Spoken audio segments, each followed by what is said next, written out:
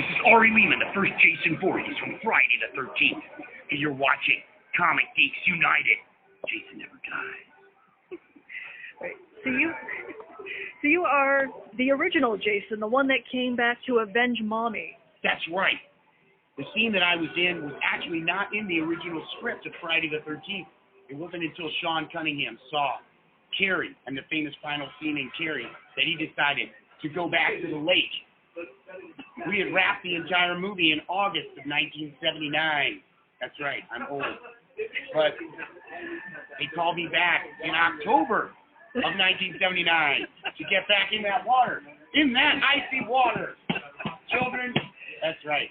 But I would do anything for Big Jason. So we did that. Of course, it took place in New Jersey, in Blairstown, New Jersey, at Camp Novi Bosco, which is a Boy Scout camp. And that famous scene really starred the great Adrian King as Alex Hardy. Wow.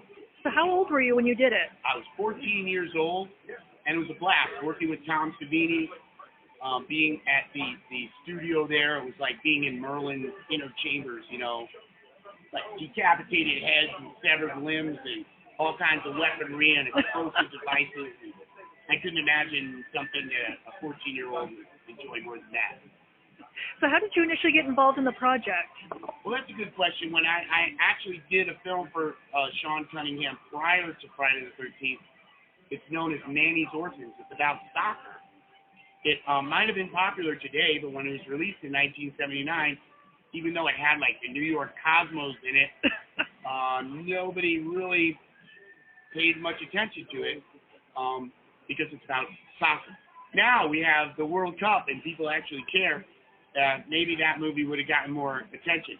But it didn't. So Sean was in the position where he needed to make some other movie fast.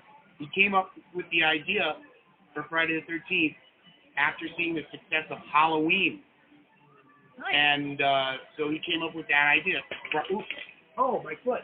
He came up with this idea, Friday the 13th, and the rest is history.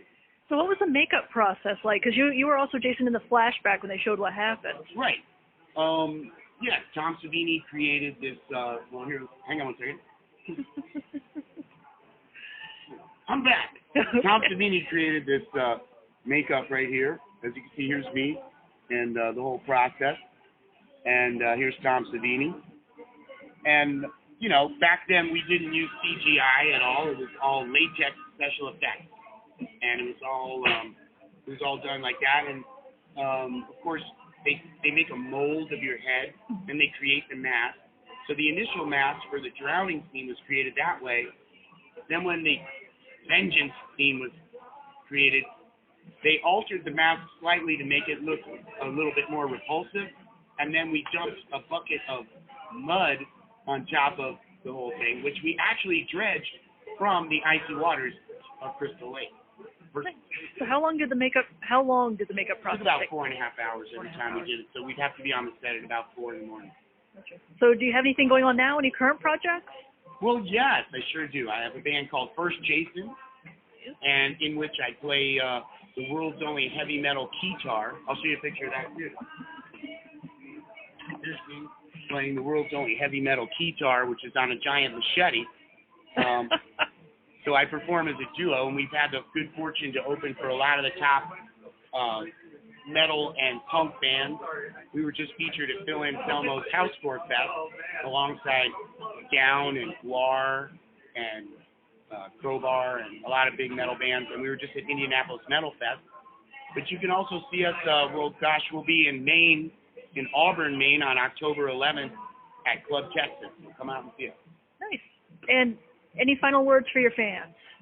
Oh, yeah, we're going to have a new movie coming out in 2015, as well as a TV series celebrating the origins of Jason and Friday the 13th. And remember, Jason